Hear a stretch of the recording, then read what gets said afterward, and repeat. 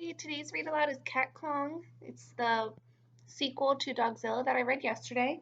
It is written and directed by Dav Pilkey. He's the author of Dog Man. So here are our characters. It's starring Flash as Professor Vincent Varmint, Rabies as Rosie Rodent, and Dwayne as Captain Charles Limburger. Oh, and Blueberry as the monster. This is rated TS for terribly silly. Some material may be too silly for grown-ups. So yesterday was too goofy, today it's too silly. No animals used in these photographs are the author. Oh, all the animals are the author's pets.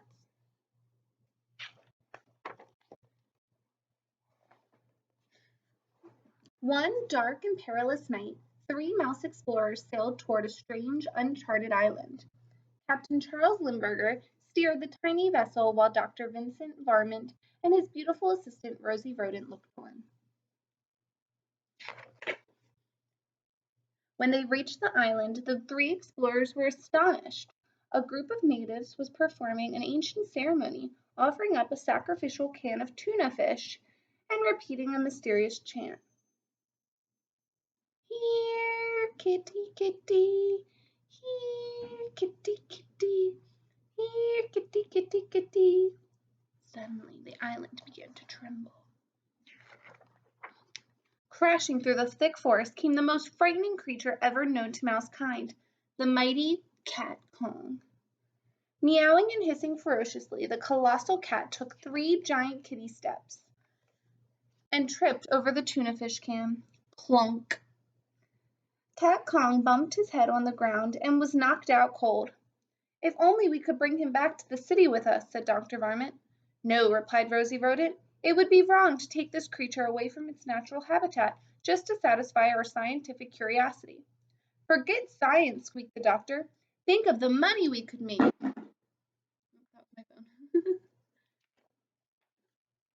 So the 3 explorers wrapped Cat Kong in a giant burlap bag and tied him tightly to the ship. As they sailed back to the great city of Mouseopolis, they took special care not to let the cat out of the bag. Several days later in downtown Mouseopolis, Dr. Varmint unveiled his discovery to a sold-out crowd. Ladies and gentlemen, he squeaked, I give you Cat Kong, the 9-lived wonder of the world. The audience cheered. Cat Kong, however, was not amused. The towering tomcat hissed and meowed wildly. Do not be afraid, Dr. Varmint told the crowd. There's no way this creature can escape. I wonder what's going to happen. I repeat, there's no way this creature can escape. Actually, I could be wrong about that. I had a feeling. Soon the city of Mouseopolis was in a panic. The ferocious feline tore through the streets, knocking down buildings, ripping out power lines, and generally causing quite a ruckus.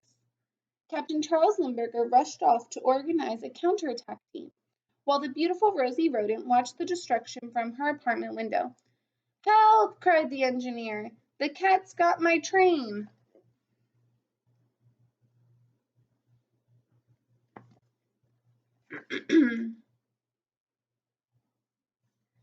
Help! Squeaked the butcher. The cat's got my tongue. Help! Shrieked Rosie. The cat's got me. Soon the crazed cat was heading straight for the top of the Romano Inn, with the beautiful Rosie tailing behind.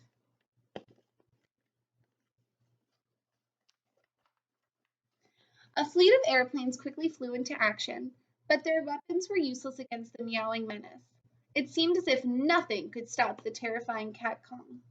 Then, suddenly, a squeaking ray of hope rocketed through the thick clouds of doom and despair.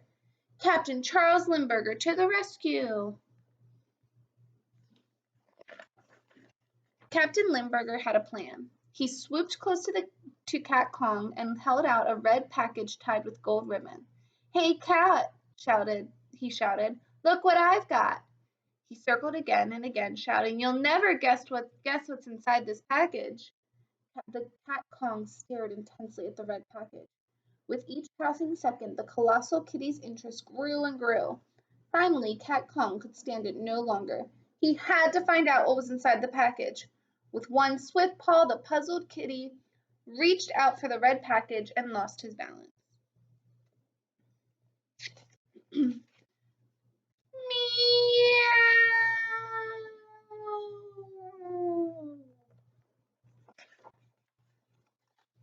When the dust settled, a crowd of mice gathered to view the final resting place of the mighty Cat Kong.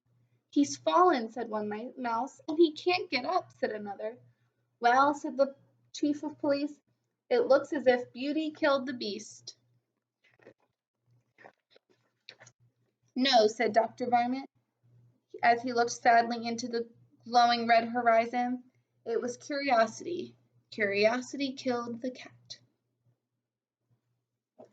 I miss you all so much, and I will post another read aloud tomorrow. See you soon.